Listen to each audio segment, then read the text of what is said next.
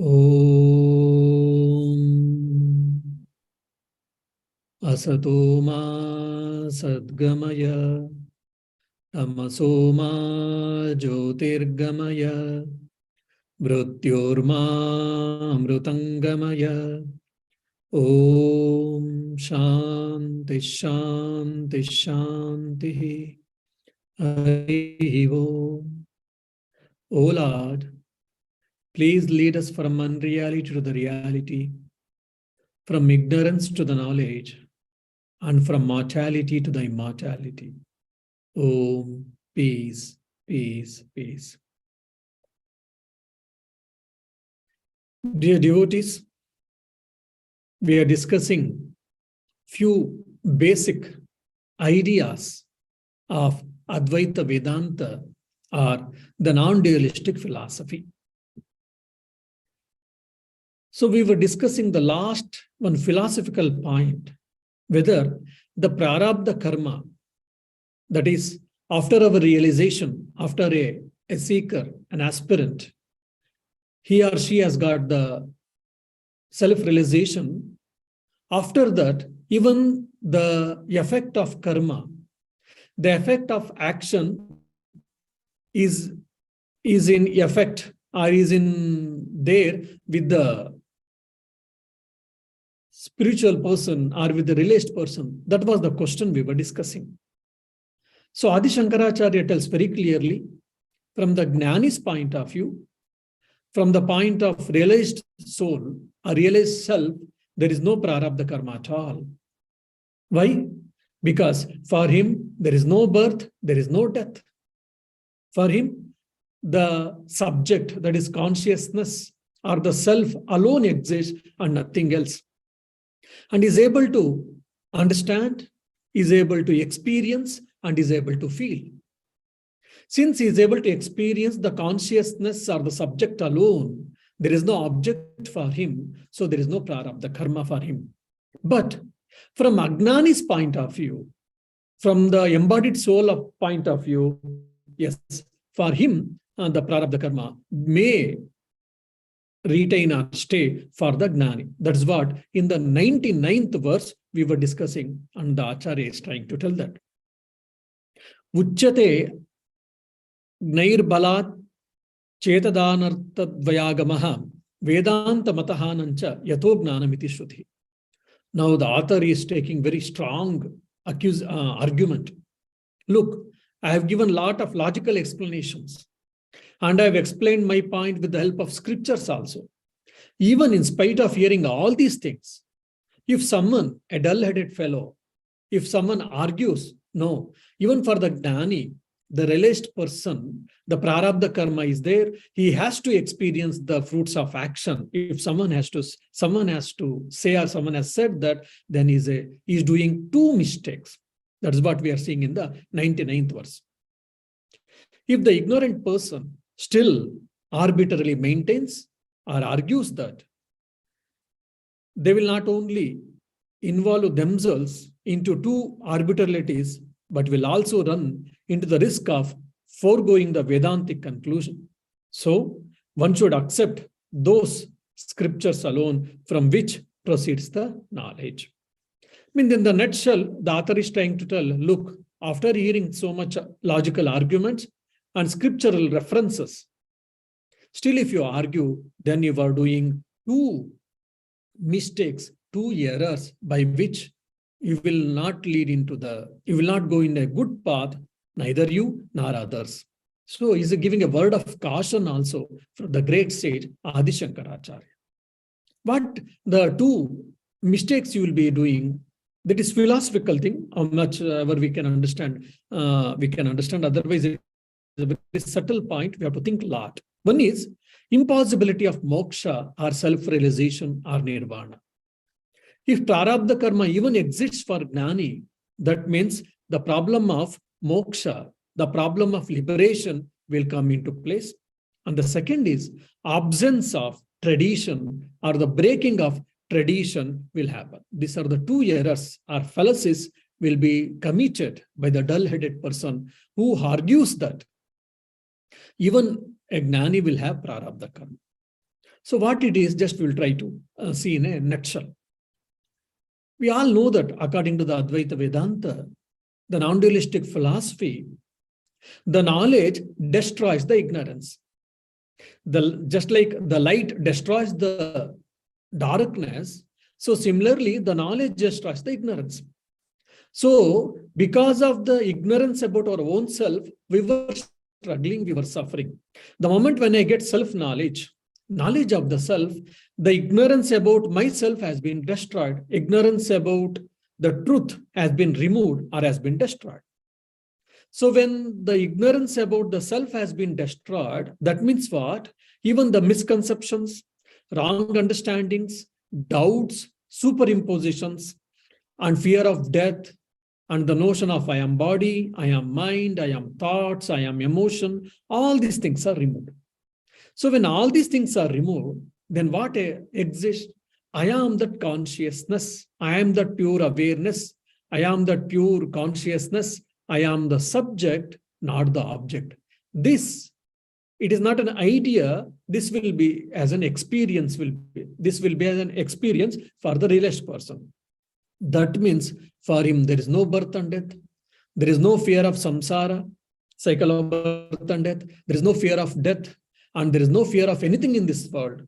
When that state of mind a Gnani is having, then how can you say that? How can you say that Prarabdha is there for him also? It is not so. It is not true.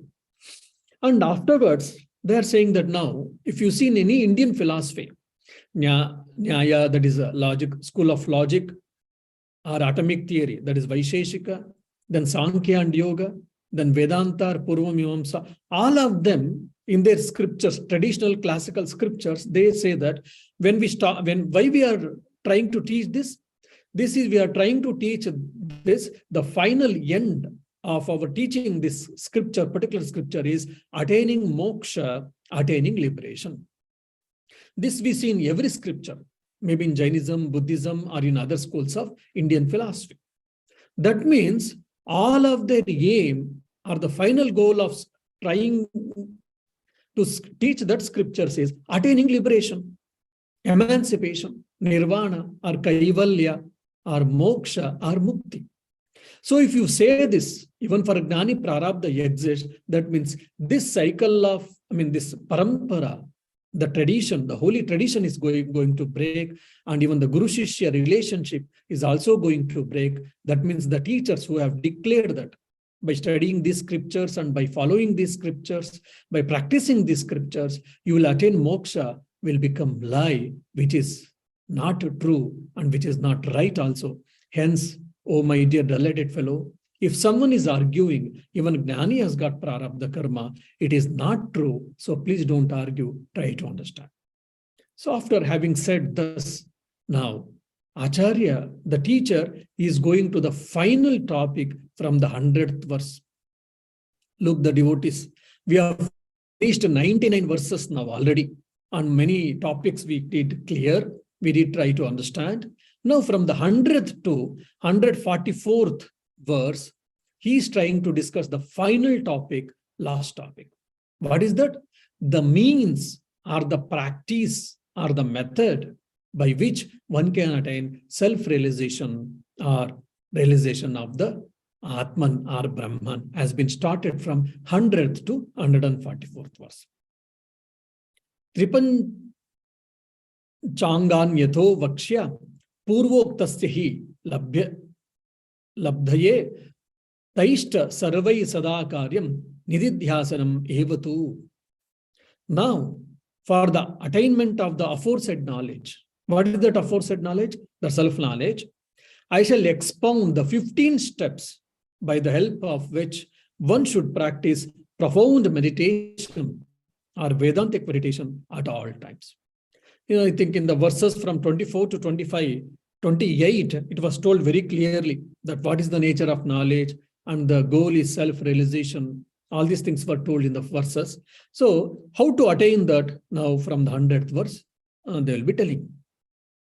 According to the Advaita Vedanta or the non-dualistic school of philosophy, what is the means, what is the method to have a self-realization? They say Shravana, Shravana means systematic and thorough study of the Vedanta, of the scripture. We should hear, and also we should study systematically and thoroughly. Unsystematic way, no. And we have got a lot of confusions, no. Systematic and thorough study of the scriptures is called Shravana. And Manana, recapitulation, thinking.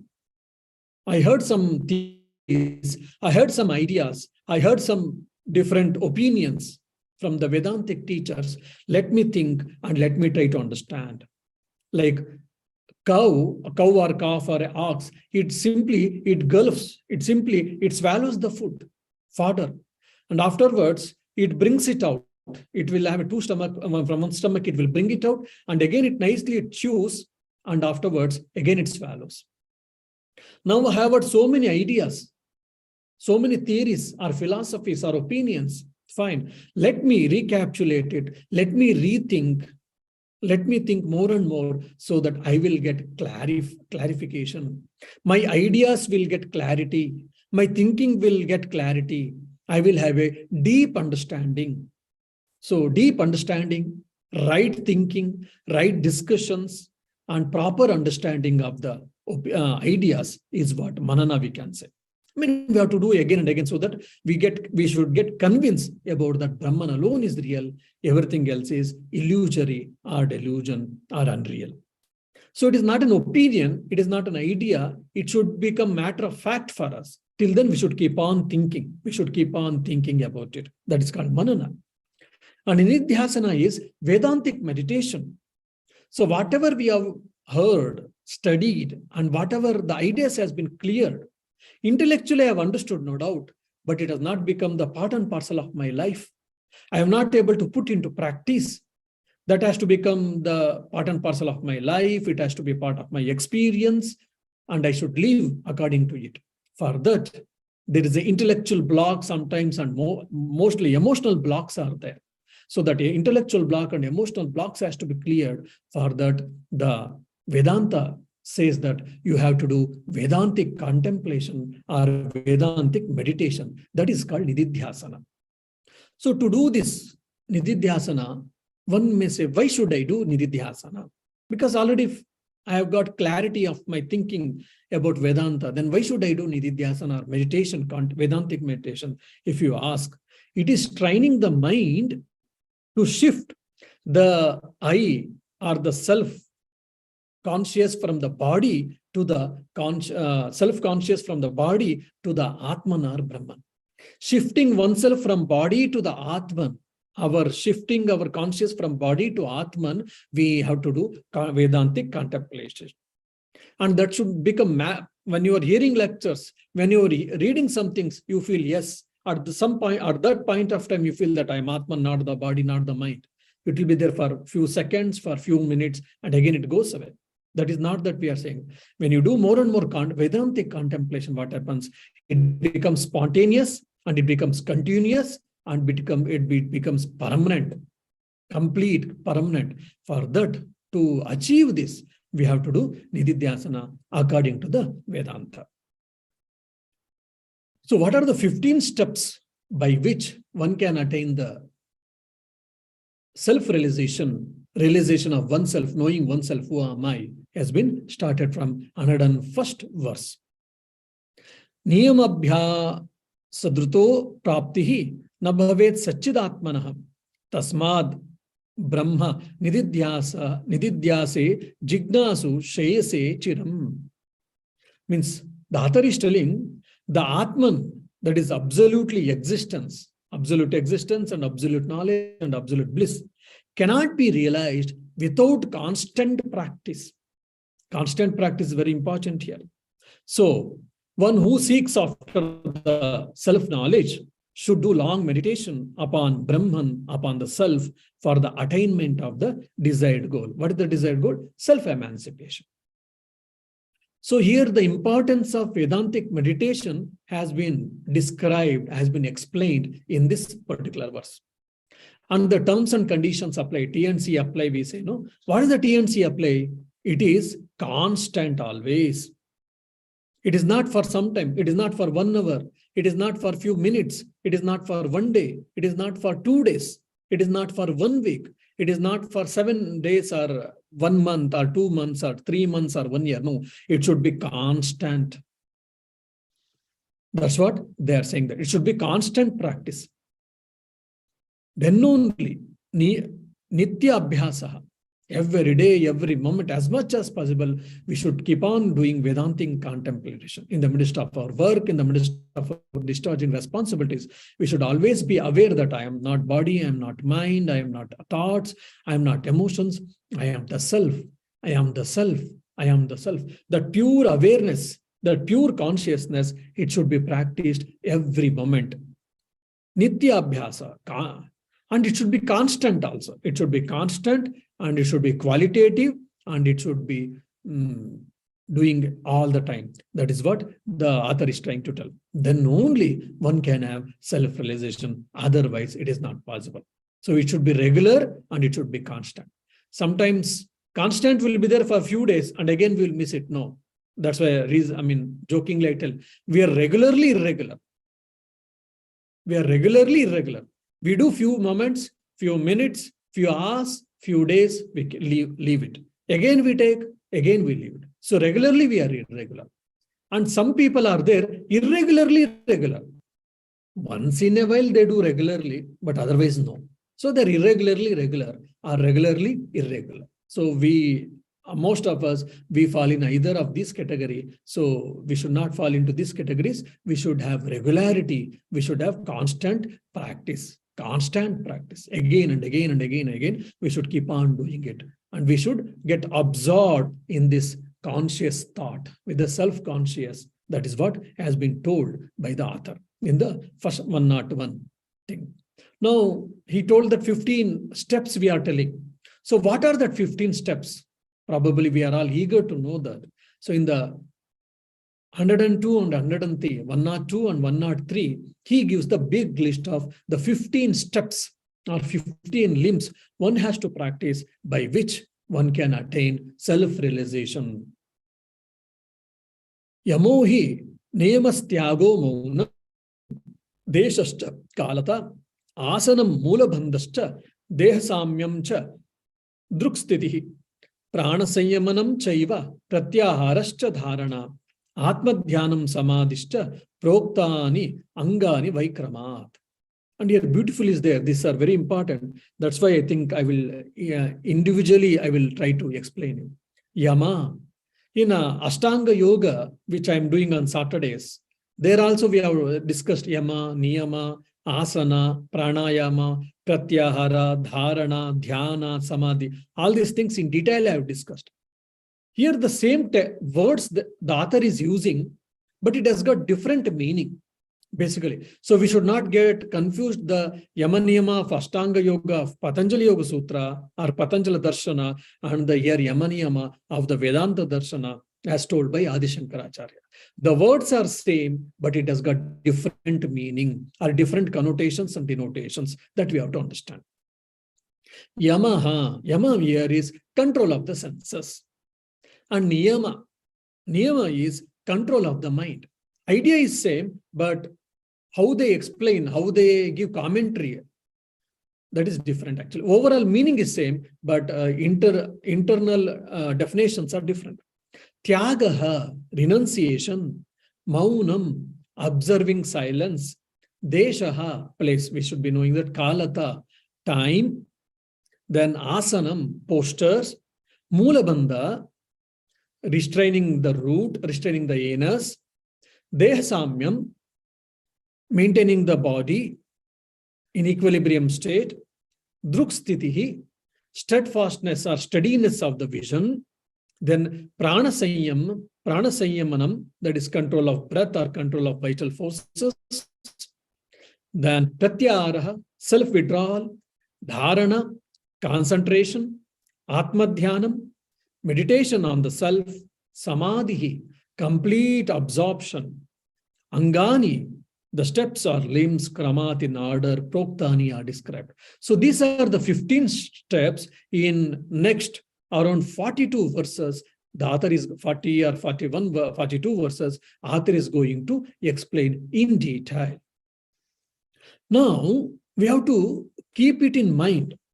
If you remember my Tattvabodha Aparokshanubhuti earlier classes, there already the 4 prerequisites to study Vedanta we have discussed. Nitya, Anitya, Vastu, Vivekaha. Discrimination between the real and unreal has to be done. Then, Iha, Amutra, Pala, Bhogadi, Viragaha. Dispassion towards the sense pleasures in this world and in the other worlds. Then, Shamadamadi, Shatka, Sampatti. Practicing 6 types of disciplines. Then, Mumukshatva, intense desire for self-liberation. Who has got these 4 requisites, prerequisites, he or she is alone to study Vedanta. He or she alone is to can study Vedanta, we have heard. So author is thinking that we are already have attained these prerequisites. That is that 4 disciplines. One is discrimination, the second is dispassion, the third is discipline, the fourth is desire for liberation. One who has attained, for him, these 15 steps are told here.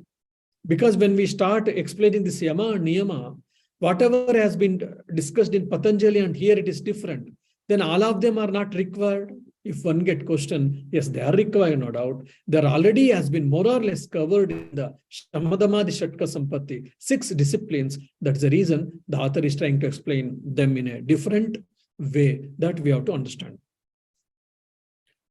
Now in the 104th verse, 104th verse, he is telling what is Yama. Sarvam Brahmeti Vignanat Indriya Grama Sanyamaha Yamoyam iti Samprokto Bhyasaniyo Muhurmuhu Abhyasaniyo Muhurmuhu. Means the restraint of all the senses by means of such knowledge as all this is Brahman, everything is Brahman, is rightly called Yama, which should be practiced again and again. Look, the definition of Yama in Patanjali Yoga Sutra, the definition of Yama by the author, here it is totally different. If you remember my classes on Ashtanga Yoga, I discussed very clearly. I've explained it very clearly. What are the Yama, 5 parts or 5 limbs of Yama according to Patanjali sage? Ahimsa, non-injury, Satya, truthfulness, and Asteya, non-stealing, not borrowing or not taking someone's wealth or someone's things. Then Aparigraha, non-receiving or having a simple living, unnecessary accepting gifts to be avoided. Then Brahmacharya, chastity or continence. So these are the 5 limbs of Yama which we had studied in Patanjali Yoga Sutra. So that is more or less it is told in Samadama.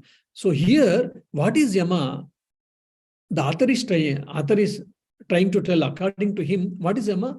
Controlling the senses, thinking that everything is Brahman is Yama according to the author. Why he is telling like this? So, controlling the senses, thinking that everything is Brahman and Brahman alone exists, is called Yama.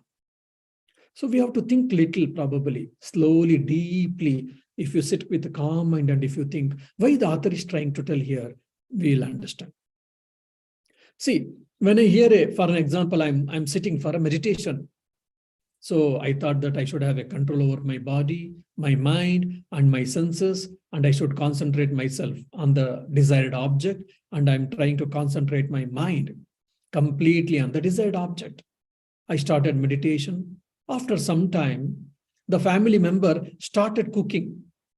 So there's a good fragrance was coming. So immediately my nose became active and my mind went to the kitchen. Okay, the family member, he or she is having something very good, delicious cooking is happening. So my mind got disturbed and my meditation got disturbed. This is what the common thing which happens. So I hear some sound, mind gets disturbed. I smell something, yes, or I see some picture, I see something, again mind gets disturbed or meditation gets disturbed. This is what externally happens. Internally, because of my thoughts, because of my emotions, because of my nature or character, mind will be restless. So we cannot meditate. We cannot concentrate our mind on particular thing, isn't it? But when you see everywhere that consciousness, when you say, for an example, here Sri Ramakrishna gives a beautiful example. Narendranath, Swami Vivekananda is a young guy. He comes once and he asks Sri Ramakrishna, Master, when I sit for meditation, I'm able to meditate, but there will be a siren sound for a long time. There's a factory is making a siren sound for a long time, and it is very high frequency. It has got very high frequency. So my mind is getting disturbed. My mind is going towards that siren sound. I'm not able to meditate. I'm not able to concentrate my mind on that Ishtadevata. What shall I do? Sri Ramakrishna said, try to concentrate your mind on the particular siren sound itself, then you'll be able to get rid of this problem. So for Swami Vivekananda, for Naren, it was very unusual, this type of idea.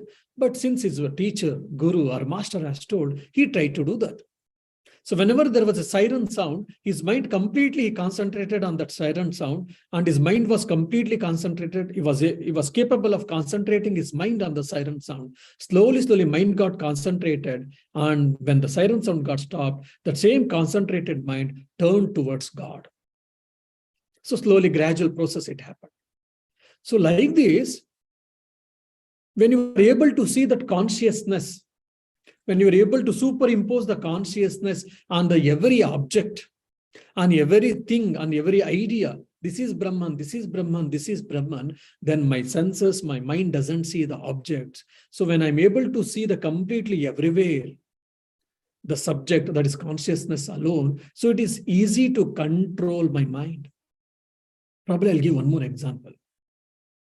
Now, since we are in this mundane world, we are seeing so many things, so we are enjoying and experiencing, and that's the reason mind is going into the different directions.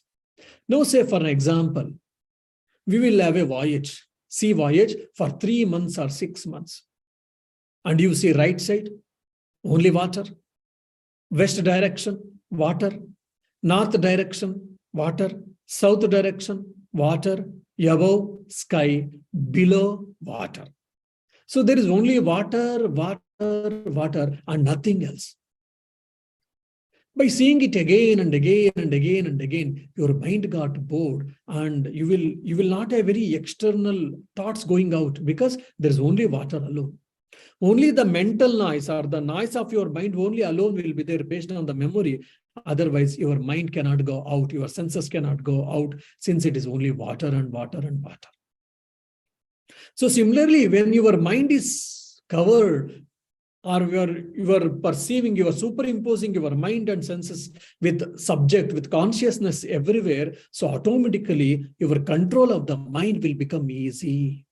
No sound is there, no sense of touch or figure or smell, anywhere, whatever the senses goes with the sense objects. When you are able to superimpose in with every object the consciousness or the Atman or the self or the Brahman, then slowly your control of mind will become easy. That's why the author is trying to tell that start seeing, start superimposing the consciousness everywhere. We are trying to see the consciousness as an object. We are trying to see that the whole world is an object. We are trying to objectifying the world. Now the author is trying to tell that reverse the process. Instead of that, you try to fill every nook and corner of the world, every object of the world with a consciousness. Let every object is soaked with a consciousness. Let every object is filled with consciousness, covered with consciousness. Then your control of your mind will become automatically easy. Just like I gave example of sea voyage. The same idea we can see in the Ishavasya Upanishad. Ishavasyamidam sarvam yatkincha jagatyam jagat. Whatever is there, small or big or larger or atom, whatever is there, you cover everything from the Lord. That means what? You cover everything from divinity. So I should be able to see the divine everywhere, divine everywhere. As a result, what happens? You'll be able to see the divine everywhere. Only divinity, only divinity, only divinity. So your control of the mind will become easy. That is what the author is trying to tell. So Yama means what? Try to see the Brahman and Brahman alone. Try to see that consciousness and consciousness alone everywhere, so that shifting your consciousness from the object to the subject, shifting your consciousness from the matter to the consciousness, shifting your concentration from matter to the consciousness, seeing the consciousness everywhere, soaking every or absorbing every matter, every particle with the consciousness, then your control of your mind or control of your sense organs will be easy. Withdrawal of your sense organs will be easy. That is what he's telling that Yama. So withdraw your sense organs. How? By seeing, by visualizing, by superimposing the consciousness at everything. Initially, we have to superimpose, because though it is a fact, where it is not a fact for us, so we have to superimpose slowly, when our mind has been cleansed, and when we get that spiritual maturity, emotional maturity, when we get a conviction in the truth, then we'll be able to see it as in reality, that the whole world is filled with consciousness, and consciousness alone exists, and nothing else exists. That we see in the life of Master. Master was able to see that consciousness everywhere, soaked with the consciousness. Everything is soaked with the consciousness. And when he touched Naren was also able to see that whatever the real world, everything was getting merged in the consciousness. Everything was getting dissolved in the consciousness. And he was able to see and feel that experience, the consciousness and consciousness alone. So it is not an hypothetical argument. It is not mere speculation. It is not just mere thinking. It is a fact. It can be the matter of experience for all of us. Only thing, it needs some time. For that, you have to superimpose every object with the consciousness. We are superimposing the consciousness with the object. Now we have to do reverse. We have to superimpose the consciousness on the object. That is what Yama, according to the author. Then what is Niyama? If you see, according to the Yoga Shastras again, according to the Patanjali, Niyama means Shaucha, cleanliness. I have to maintain the cleanliness externally. I have to take everyday bath. I have to wear a good clothes, fresh clothes, new clothes, and my clothes should not be shabby unnecessarily. And I should take bath, and I should keep my body and external surroundings, the room and the house where I am staying. Everything I should have a cleanliness. So external cleanliness should be maintained. And similarly, internal cleanliness also should be maintained. So my body, my mind, my thoughts, my emotions, my thinking, all this should be pure, should be clean. That is what Shaucha. External and internal cleanliness is called Shaucha. Then Santosha, contentment. I should work hard to get many things, no doubt, but whatever is there, I should be contented enough also. Initially, I wanted just a vehicle. Now I got a vehicle. Oh, just I've got ordinary vehicle. I need a BMW car. Then my peace has been disturbed. Then I got BMW car. Then I want something else. I've got a good house now, no doubt. I have got my own house, no doubt. Oh, but this old house, small house, I should have a full big house with a full-fledged furnitures and many other things I want. Like this, we keep on increasing our wants. As a result, many times, though we have got whatever is necessary, but still we lose our peace. So that's why contentment is very important. Santosha. Then tapas, disciplining the body, disciplining the senses, disciplining the mind, disciplining the thoughts, and disciplining the emotions. All these things are very much required. Tapas, either discipline or austerities. Then swadhyaya, self-study, scriptural studies. Who am I? What is my strength and what is my weakness? What is my nature? What is my character? What is my personality? All these things we have to understand. Then we'll be able to manage ourselves, and we'll be able to communicate with others also in a better way, in a controlled way. So swadhyaya, self-studies, self-understanding is very important. Then Ishvara Pranidhana, devotion to the Lord, surrendering ourselves to the Lord is also very, very important. These 5 limbs are called Niyama according to the Patanjali. Now, what is the definition of Niyama according to the author, that is Adi Shankaracharya? We will see in 105th verse. Sajatiya pravahascha vijatiya tiraskrutaha niyamo hi paranando niyama kriyate budaihi. The wise people are declared, the wise people are explaining, they are defined niyama as, what is that? There should be always, we should always have there should be continuous flow of single thought or one kind of thought or a type of thought. That should be encouraged. And there should be rejection of multiple thoughts, which is not right or which is not required, which is not desired. All type of multiple thoughts should be rejected, should be avoided, should be shunned. That is what surely or verily, that is what Yama. And by this, what happens? And why should I practice all these things? If you ask, to attain Paramananda, to attain supreme bliss. When I get a mobile or when I get a pleasurable things, yes, I get happiness, no doubt. I get contentment, no doubt, but they are all momentary. 1 or 2 days it may be there, third day may be there, 1 week may be there, but afterwards my mind may not be happy with that. My mind is disturbed. My mind is again agitated. But whereas once you understand who are you, who am I, then there is a permanent, everlasting bliss. The supreme bliss, everlasting supreme bliss is attained. So Paramananda Prapti, for the Paramananda Santo Paramananda Prapti, to attain that supreme bliss, everlasting supreme bliss. So Niyamat Kriyate, this regularly it has to be practiced. And it is not been told by me, by the brother, it has been defined by, it has been prescribed by the wise people. It has to be constantly done. It has to be constantly practiced. Why? To attain the everlasting bliss, to attain the supreme bliss. So what is that niyama? It is, we should always have continuous flow of one kind of thought, a single thought. I am that Brahman, I am that Brahman, Aham Brahmasmi, Aham Brahmasmi, Aham Brahmasmi, Aham Brahmasmi, or I am the child of Sri Ramakrishna, I am the child of Sri Ramakrishna, or I am the child of Jesus, I am the child of Jesus. Like that single thought should be going on, more or less, at least, or to larger extent. Then Vijatiya Tiraskruta, rejection of foreign thoughts. There are so many unnecessary thoughts. Our mind is brooding so much, thousands of thoughts are crossing over the mind. Many times we are not aware. When we are aware, we understand that hundreds of thoughts are crossing, but because of we are not aware, we are not conscious, hundreds and thousands of thoughts are going on in the mind, so that lot of mental energy is getting wasted.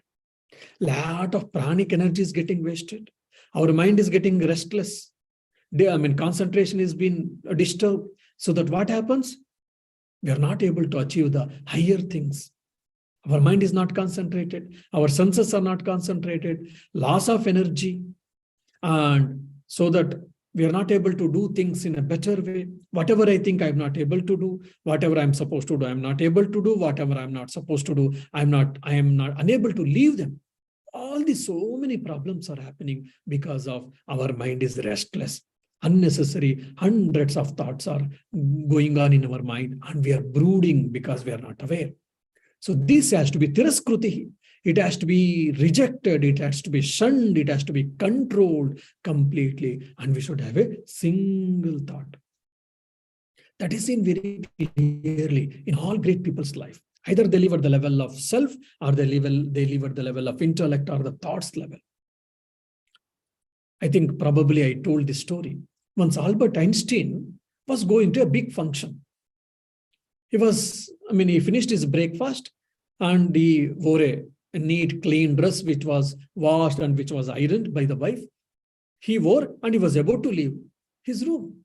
Then she entered, wife, and he said, Mr. Albert or Mr. Einstein, why are you wearing this dress?